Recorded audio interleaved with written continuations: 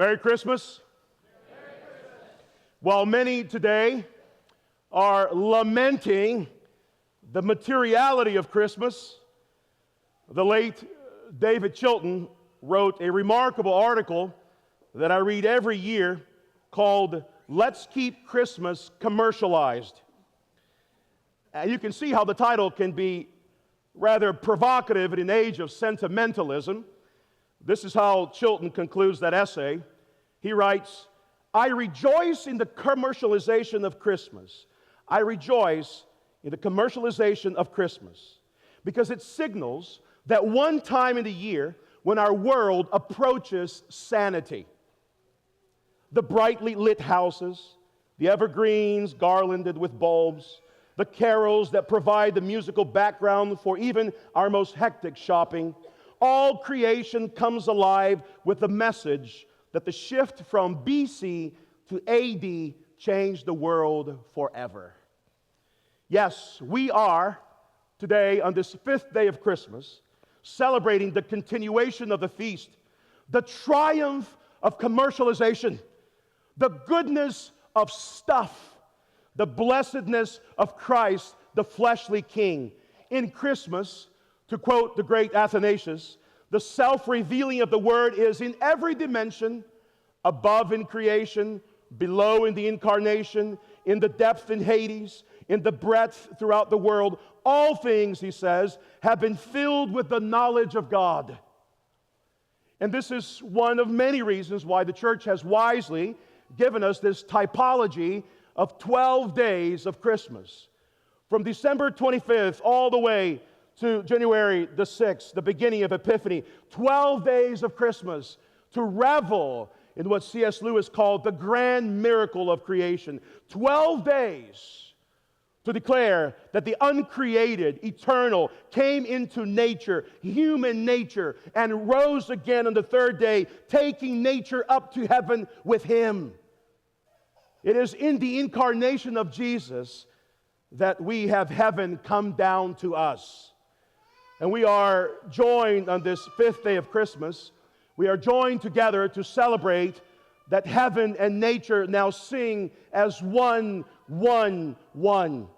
put together in this unified vision, this cosmic vision, uniting the songs of the choirs of heaven with the songs of the saints on earth.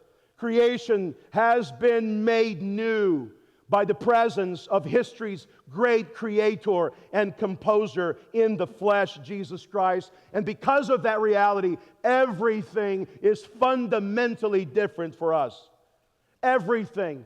The way we live, move, and have our being. The way we love, the way we care, the way we eat, the way we drink. Everything has been enchanted and chanted by Bethlehem's babish cries on Christmas morn. We are no longer struck dumb like Zechariah. We are no longer a barren land. We are no longer under the reign of Adam's curse. We live in the present reality of a supernatural universe where stars guide the wise, where angels sing, where tyrants are deceived, where gifts are given, and where earth receives her king. Yes, we live in a world of miracles, where with God all things are possible. We live in a world where the impossible takes place every day. Yes, Christians believe in miracles because the birth of Jesus is the fundamental miracle that makes all miracles possible. We are not naturalists on this fifth day. We are not skeptics. We are not doubtful of the claims of Yahweh. We are supernaturalists. We are believers in the God who made heaven and earth, the God who descended and dressed Himself, and He was born of a virgin. Indeed, Christmas is clearly summarized by the phrase, "For nothing is impossible with God." For nothing is impossible with God. But around the world in which we live, unbelievers and the unbelieving man, they live by a different paradigm. They live by a naturalistic world. The unbelieving man affirms that life may have some meaning, but that this meaning is limited only to the things that we can verify with our microscopes and our laboratory experiments. Only rationalism, they say, can answer our most profound questions. Only expertise, only the experts can provide the answer to life's mysteries. But we Christians, today, we affirm something radically different. We look at the virgin birth, very God of very God, begotten, not made, and we declare that all our future is there present in that singular day long ago in the city of David when Christ was born. Christians affirm the impossible because with God, nothing is impossible. When God came to Abraham and told him that he would have a child, you remember that Sarah laughed because such a thought was impossible at her old age. She is, after all, advanced in years, and her husband is old. Shall I indeed bear a son now that I am old? And Yahweh answered, is anything too hard for me? Is any deed too miraculous for me? Is any deed outside the realm of my power? Is any deed too great for me to perform with the work of my hands? Later, the angel Gabriel comes to Zechariah, and the same narrative repeats itself now in the gospel. Can Elizabeth have a son? How can she have a son? She is advanced in years. And when John is born, the angel interjects again with the same answer. For with God, I have told you, nothing is impossible. Nothing. And now you begin to see this pattern emerging throughout the pages of sacred scriptures. It's a pattern because in many ways, it's the kind of pattern that we struggle as human beings, even redeemed human beings, to grasp and believe at times. Because human beings are tentative about the impossible in their best moments and doubtful of the impossible in their worst moments. But the Christian story for us in this day calls us to defy our doubts,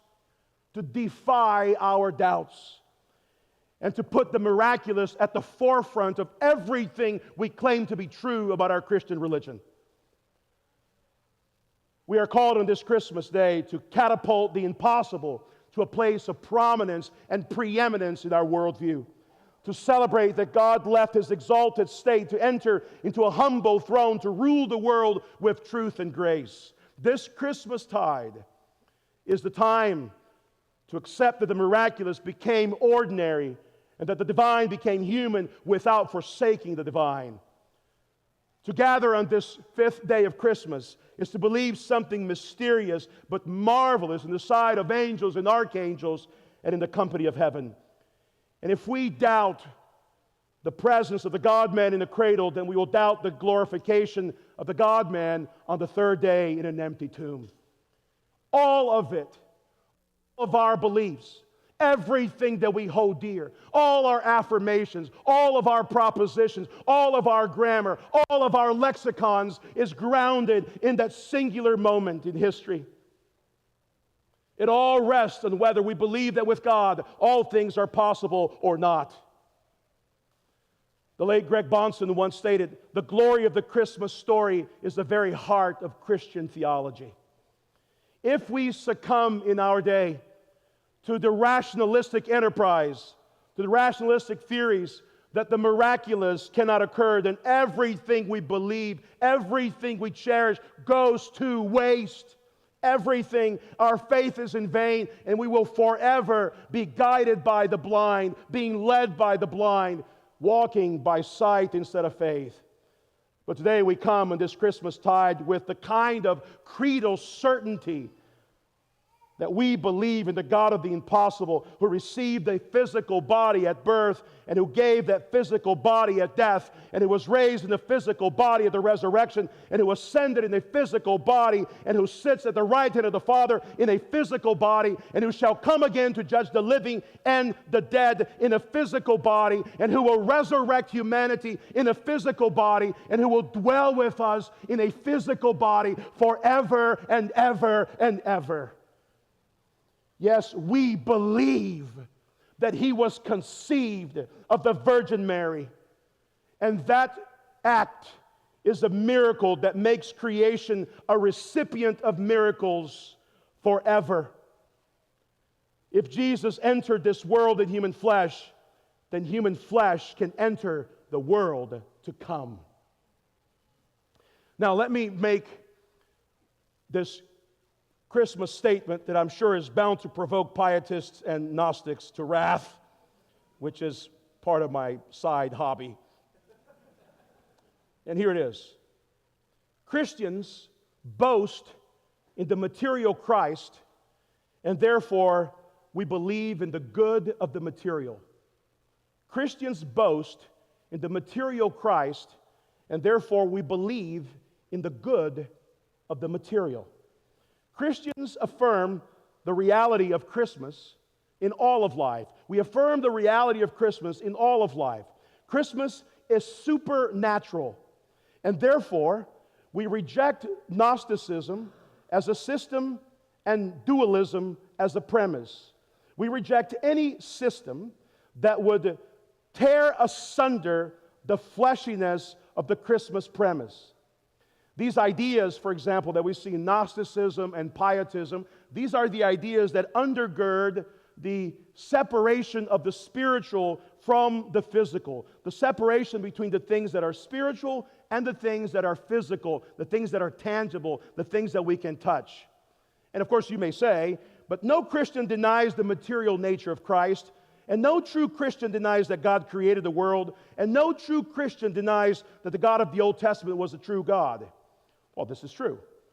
But how many Christians in our present evangelical culture, here, in our lovely Escambia County with 330 evangelical congregations, one of the highest concentrations of evangelical churches probably in the world, how many Christians have bought into this idea of an intellectualized faith that treats the gospel as some secret knowledge that can only be found by a few elite, by a few academic, by a few smart enough to achieve it and to grasp it?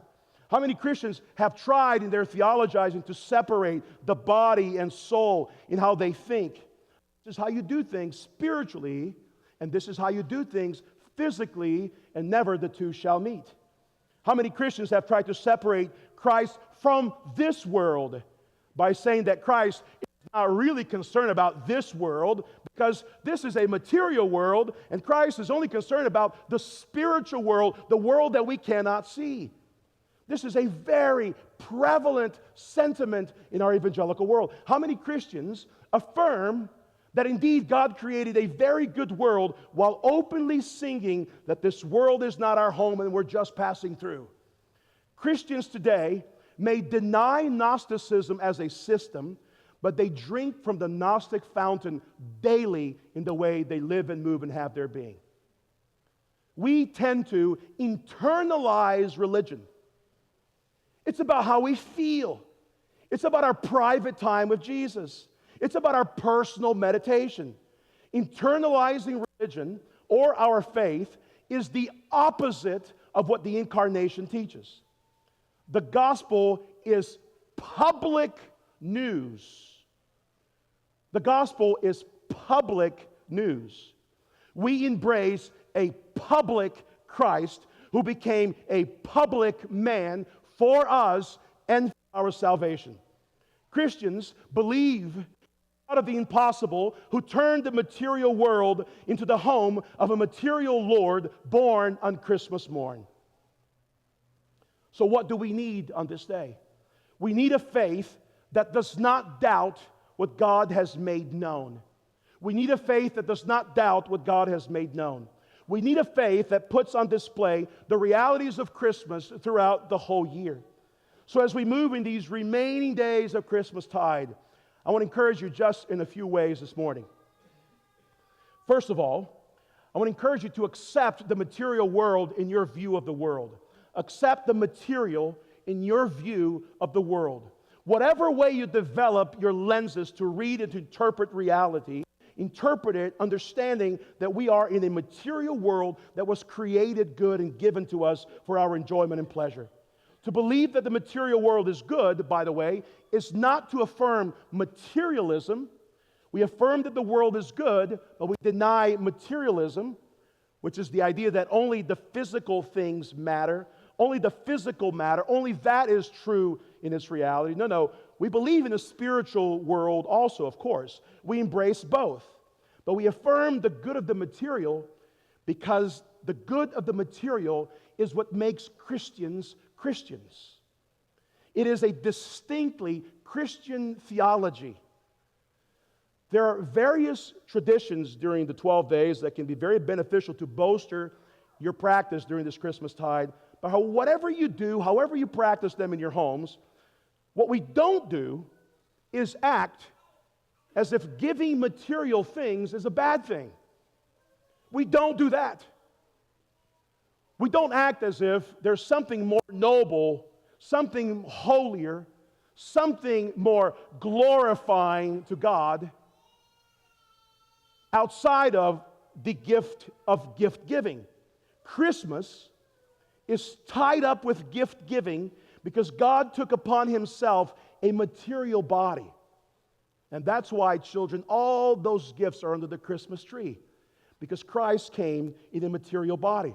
That's why we wait eagerly to unwrap those material things under a Christmas tree, because it is a joyous display of life when we give gifts. It is better to give than to receive. And so Christians ought to be the most material of beings, cherishing the happiness and the giggles of children as they go through their gifts, providing tangible experiences of Christmas festivity with others around good food and good drink and good song. Accept the material in your view of the world. But secondly, we ought to become, in this Christmastide, a creedal people in our view of the world, not only accepting the material in our view, but we must become creedal in our view of the world. The gods of wokeness have taught us that Christian history needs to be rewritten to reflect the evolution of society. This is what they have taught us. And so that society and culture is constantly needing to reflect the current ethos of the day. But we know that the God who revealed Himself in sacred scriptures, revealed Himself in history, is the God of the impossible. That God, this God, does not change His reality. He does not change His revelation to follow and to succumb and to submit to the chronology of man. His word and His law are a mirror of His character, and they are unchanging because God is unchanging. And what the creeds of the church have taught us, and they continually teach us, the Apostle, Nicene, and others, is that to affirm that Jesus was born of a Virgin Mary is the precondition for authentic faith. It is the presupposition of everything we believe to be true. We believe in the virgin birth because it is the foundation of our Christian identity. There is no other starting point but the affirmation that Christ was born of a virgin. And the creeds give us this miracle guide to the revelation of God. And we are poorer, the evangelical church, the Protestant church is poorer when we lay aside our creeds. We are more prone to arrogance and error when we treat them ignorantly. And so I encourage you, confess it at your dinner tables. Confess your creeds with your children. Confess it with your life, the truths of the Holy Catholic and Apostolic Church, because the creeds testify that God took the impossible things of this world and made them possible with His mighty hand. Accept the material, become creedal, and finally, become public in this present world. We as Christians are way too comfortable staying away from trouble. Way too comfortable. And if Christmas teaches us anything, it's that trouble finds Christians. And that when we hide our callings as Christians, what we are doing fundamentally is rejecting the Christmas story. We are hiding from the public truths of Christmas. Christmas set tyrants chasing after the Holy Family. Christmas sparked prophetic fulfillment. Christmas brought the angels into the public square. Christmas immersed the whole world into doxology. And therefore, to hide from the public reality of Christmas is to hide from your identity altogether. To be Christian is to be publicly there, to be publicly present. And it is also true I know this to be true. It is also true that not everyone is going to be called to receive death threats or to lose a job over these Christmas narratives. But we are called to be public enough. Hear me carefully. We are called to be public enough to make those who despise Jesus uncomfortable with what we believe and affirm as a people. And we indeed believe and affirm in the miraculous God who does the impossible. This all means that if any way you are hesitant or timid about your Christian presence in the public square, if in any way you're shy about being who you are called to be, if any way you decide to simply gloss over the Christmas story and hop right over to the sentimentalism of it, your witness will be the first to succumb to all sorts of cultural movements and pressures that oppose the one born of the Virgin. We live, brothers and sisters, in a world of miracles where with God all things are possible, and therefore we affirm the material as good, the creeds as our standard, and the public life as our virtue. Our 12 days of merriness continues. And so, Merry Christmas. Merry Christmas. In the name of the Father, and of the Son, and of the Holy Spirit. Amen.